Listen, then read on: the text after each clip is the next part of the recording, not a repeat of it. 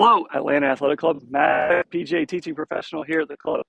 Today we're going to dive in setting yourself some goals and learning how to get better at golf and enjoy it. So majority of golfers, they just have trouble breaking 90. So that's where we're going to start today. I want you to break 90 every time you tee it up. And how are we going to achieve that? Well, it's very simple. I'm going to go over one key swing thought to have and then something to do around the greens and chipping, another swing thought there. The first thing we're going to talk about is what is the definition of a draw?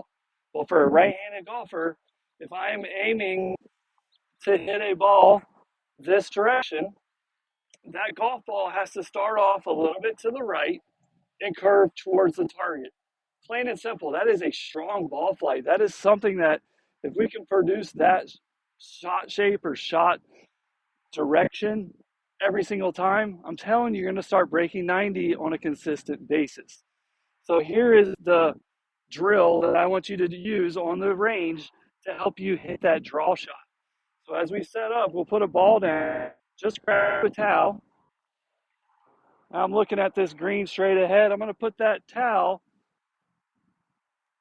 just parallel to my target, and I'm going to go ahead and I'm going to hit balls, and I'm going to try my hardest to actually not hit the towel, but make the ball curve left. That's it. Most people, when they get up to a shot, first off, they hit these weak shots, maybe that fade a little bit. Well, to get rid of that, they'll start pulling the club in and leaving the face open. And that's what causes that. So the golf ball knows two things. This is important for you to know. The golf ball only knows club path. And so to hit a draw, we need our club path going a little bit into out or to the right. So guess what? We're going to aim a little bit to the right with our shoulders, maybe the right edge of the green, maybe even farther. We may at the start have to have the club face a little bit closed before we grip it, but the whole goal here is to aim right, turn the arms over, and you'll see a bunch of pictures here on the side that every good player, the forearms almost touch for a split second through the shot. They're all releasing that club. Even if they're hitting a fade, they're still releasing that club.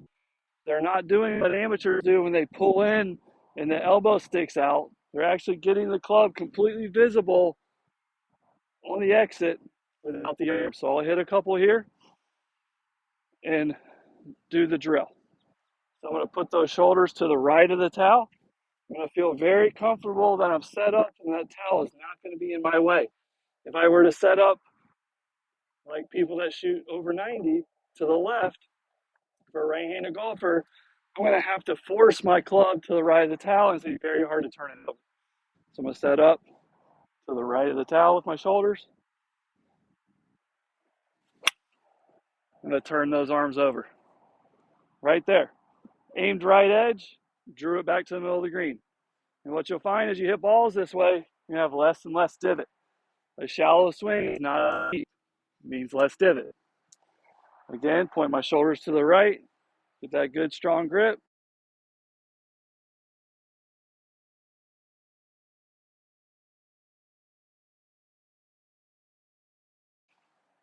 Now let's talk about chipping. How are you going to become a better player by chipping better? Well, let's take that 60-degree wedge, get it out of here. Let's start with a pitching wedge. Why is it easier to chip with a pitching wedge? You don't have to swing as hard. You can do a smaller swing, and you just get used to chipping it low and letting it run up the hill. That's pretty much plain and simple. If you can use this pitching wedge and we can consistently chip where the ball's coming out nice and low, like this, we're going to be in business. Now, here's my XY concept. The grip is your X axis, your club head's your Y. If you struggle chipping, when you come into the shot, X stops, Y keeps going. That's going to be big time trouble because Y, as it's going, it's actually going too fast. You're propelling it forward by stopping X, and it's moving up and left. So our goal here is to move X always. Get X moving. And if I get in here really close, the way we're going to approach this is we're going to grip it with just our right hand. You're going to take two fingers on the front hand, stick it right in there. So we already have a little tension on the shaft leaning forward, and we're going to take some back swings about knee high through. Notice how my two fingers are staying in here. I can take the two fingers out and I show you the same thing. That's what we're trying to accomplish as we're chipping here. We want to just have X moving aggressively as you want, honestly, through there, because that means Y is moving the same speed, and we can't move X that fast. So if we were to chip, look at that chip. Get that moving the same height every time. That's the key to being a good chipper. If you get hit the same window, second story, third, whatever you want to call it, the same window every time, then we can start picking some landing spots.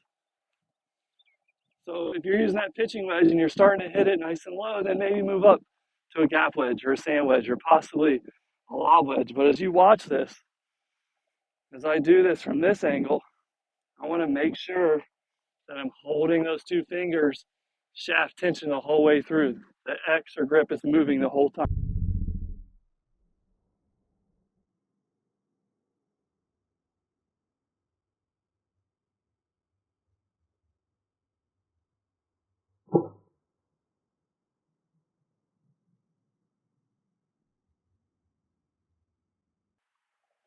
And I do it face on.